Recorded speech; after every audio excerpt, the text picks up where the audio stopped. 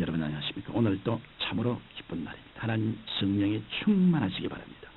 저는 오늘 이사야 53장 4절로 6절의 말씀을 가지고 복음에 대한 올바른 이해라는 제목으로 은혜를 나누고자 합니다. 많은 신자들이 전도할 때 단순히 예수 믿고 복 받으세요, 예수 믿고 천당 가세요라고 말합니다. 그러나 그들 중에 대다수는 복음이 무엇인가에 대하여 성서적으로 확신 있게 설명하지 못하는 경우가 많습니다. 과연 기독교의 본질은 복음이란 무엇일까요? 그 기독교의 복음이 오늘날 일부에서 해석하고 있듯이 사회개혁의 원리나 윤리와 도덕의 규범일까요?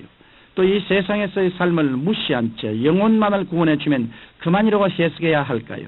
아니면 기독교 복음이 샤머니즘의 도구일까요? 예수 그리스도를 올바로 믿고 성경을 올바로 이해하려는 크리스찬이라면 정말 어떠한 복음이 성서적인 복음인지 똑바로 알고 믿어야 할 것입니다. 그러므로 저는 오늘 영원히 변치 않는 하나님의 말씀을 근거하여 무엇이 성서적인 복음인지를 알아보고자 합니다. 첫째로 왜 복음이 필요하게 되었는지에 관해 말씀드리고자 합니다. 우리 인간이 모든 면에서 완전한 존재라면 복음은 필요하지 않았을 것입니다. 그러나 인간의 죄와 허무와 무의미, 죽음과 생활의 비참한 저주를 안고 있는 불완전하고 고통스러운 존재입니다.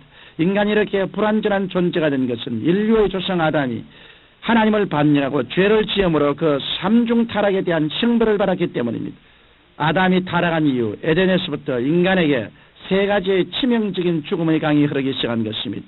그 첫째가 영적 죽음의 강입니다. 창세기 2장 16절로 17절에 보면 여호와 하나님이 그 사람에게 명하여 가라사대 동산 각종 나무의 실과는 내가 임의로 먹되 선악을 알게 하는 나무의 실과는 먹지 말라. 내가 먹는 날에는 정령 죽으리라고 하시니라고 기록되어 있습니다.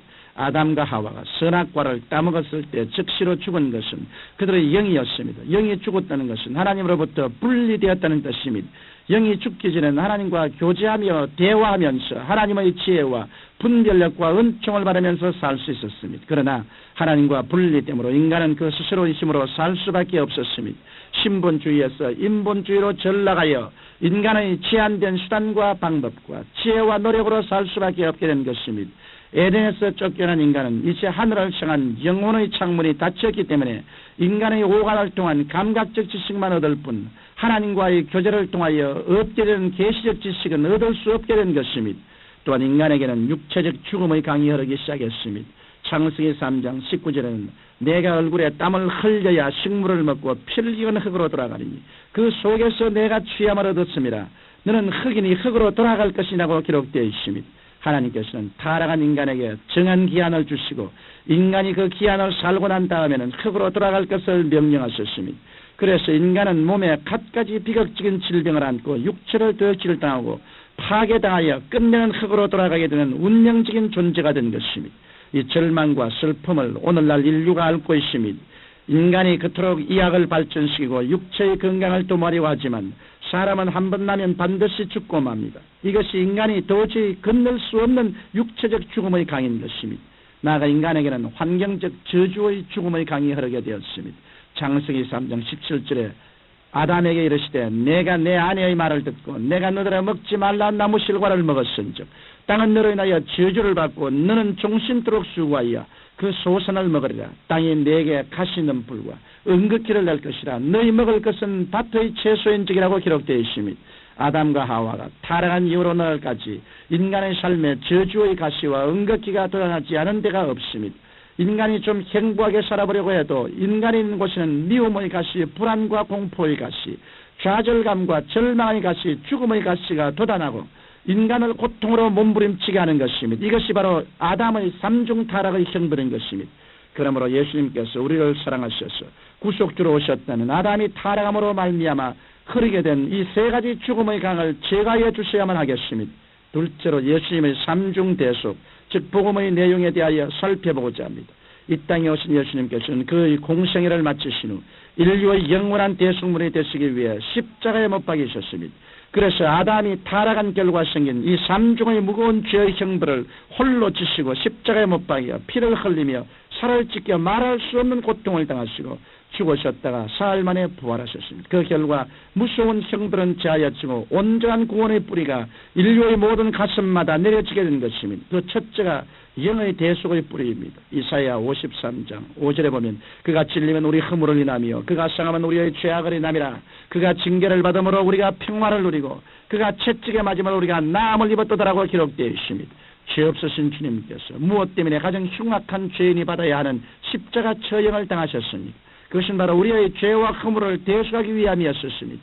예수님께서 십자가 위에서 다 이루었다고 외치셨을 때 우리의 과거, 현재, 미래의 모든 죄는 하나님 앞에서 다 청산되고 마치 한 번도 죄를 안 지은 사람처럼 하나님 앞에 부끄럼 없이 설 수 있는 법적인 자격을 얻게 된 것입니다. 그러므로 우리가 예수님을 믿을 때 영의 창문이 활짝 열려 그때부터 성령이 임하시고 하나님의 계시적인 지식이 깨달아지는 것입니다. 또 육체의 대속의 뿌리도 내리게 되었습니다. 이사야 53장 4절에는 그는 실로 우리의 질고를 지고 우리의 슬픔을 당하였거늘 우리는 생하기를 그는 징벌을 받아서 하나님께 맞으며 고난을 당한다였느라고 기록되어 있습니다.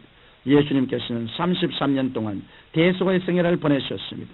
그리고 마지막까지 빌라도의 뜰에서 채찍에 맞으심으로 우리의 질고를 대속하셨습니다. 그 때문에 우리가 육체의 남은 생애를 사는 동안 예수 그리스도를 의지하고 이 예수 그리스도의 대속에 입각해서 우리의 몸에 붙어 우리를 도적질하고 파괴하는 질병에 대한 단호한 치료를 주장할 수 있는 것입니다. 뿐만 아니라 예수님께서 죽으셨다 부활하셔서 살려주시는 영이 되었으므로 그리스도 영이 있는 사람은 부활의 소망이 있는 사람들이니 이처럼 주님께서는 육체의 죽음을 철저히 대속하셨습니다.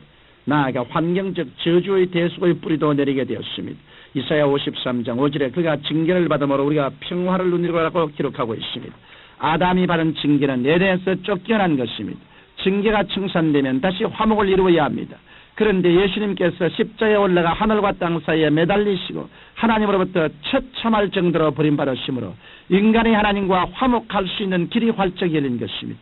이제 하나님께서는 하늘 문을 활짝 열어놓고 수고하고 무거운 짐진 자들아 다 내게로 오라 인간을 향해 초청하십니다. 이 초청에 응한 사람들은 공포와 절망, 죄책과 저주의 가시가 철폐됩니다. 그리고 삶 속에 축복과 평화의 강물이 흐르는 그리스도의 축복이 임하시기 시작하는 것입니다. 여러분, 이것이 바로 복음입니다. 성서적인 복음이란 다름 아닌 우리의 영혼, 육 모두의 구원, 즉 전인적 구원을 말하고 있는 것입니다. 그러므로 우리는 예수 그리스도를 믿어 우리의 영이 구원받고 천국의 소망을 가질 뿐 아니라 우리의 육체와 환경도 구원의 은총을 받아 우리의 영혼이 잘됨같이 범사에 잘되고 강건한 삼박자의 축복을 마땅히 누리며 이 축복으로 하나님께 더 큰 영광을 돌리기 위하여 살아가야 할 것입니다. 살아계신 아버지 하나님, 예수 그리스도의 십자가 보혈 공로는 아담의 모든 죄와 저주와 절망에서 우리를 건져내 주시는 하나님의 은총임을 알고 감사합니다. 예수님 안에서 영혼이 잘됨같이 범사에 잘되며 강건하고 생명을 얻되 넘치게 얻는 우리 모두가 다 되게 도와주옵소서. 예수님 이름으로 기도드리옵나이다. 아멘.